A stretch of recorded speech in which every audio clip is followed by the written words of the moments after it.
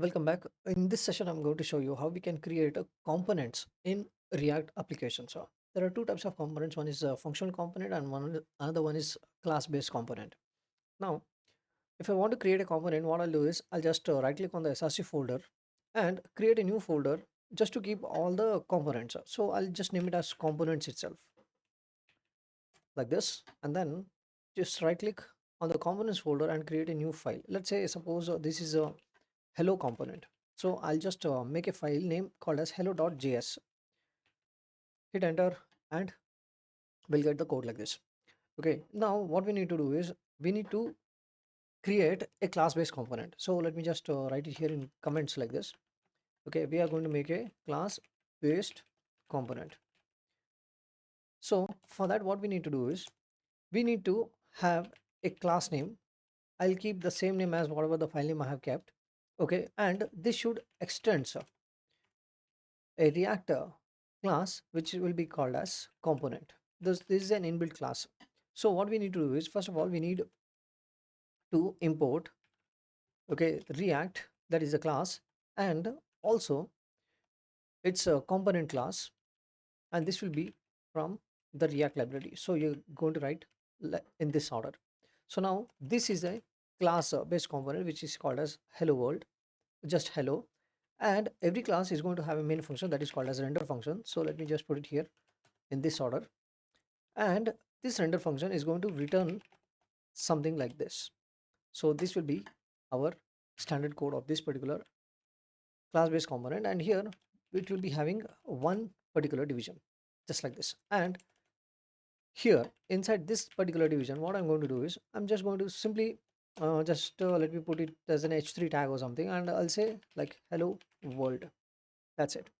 Okay, now the next stage is we need to show this hello component, okay, in our app.js file as an HTML tag or something like that. So let me come to hello.js, and in order to do that, here at the last we have to say export default, and whatever the name of this file is, I'll keep this file itself here at the end and give semicolon at the last. So if you don't write this statement, export statement at the bottom, okay, then we cannot render this hello component inside our app.js file.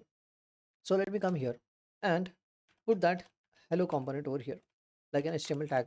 Okay, see, this can be either like this, and we can have a closing hello tag like this, or it can be just simple hello tag which gets closed here itself like this. Okay, in both the sense it is perfectly correct. Okay, now see, as soon as I say this, okay, let me just go to the browser and show you.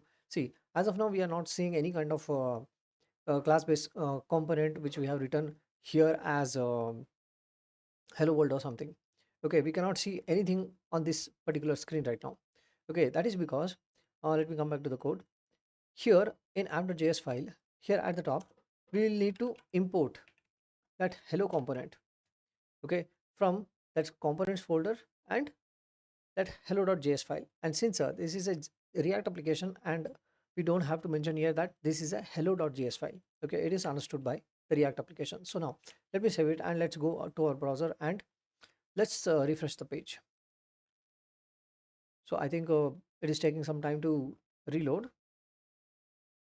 So as you can see right now, we have got hello world on the screen, and that is what we had written inside this hello.js program. Okay, now just let me just write one more paragraph or something like this. Let's say this is the paragraph. Okay, now let me save it and let's go to our browser, and as you can see, our paragraph is also getting rendered inside our React application. So let's go to the hello.js file. So this is how you create a class-based component. Okay, now I'm going to show you how exactly we are going to create a functional component. So let me just comment of all this code. Okay, and now here let me create a function called as hello. So let me say function, it should be capital, so I'm keeping it as hello, h as capital, open and close curly brace for this, and then it will simply have a return function like this which will render all the components inside that. And inside this render function, I'm going to have a division like this, and inside this one let me put that h1 and say hello world of functional component. component. That's it. Okay, and then let us add one paragraph as well. So I'll say this is the paragraph. So this is how you create a functional component. Okay, and just like we had put this export statement here for the class based component, I'm going to put here also at the end of the functional component. So, and don't forget that we have mentioned here the import statement. So let me just copy this comment of this, and let me put it here so that it will be very clear. And see, this time since I'm not using any kind of component class, so there is no need for this particular statement as of now.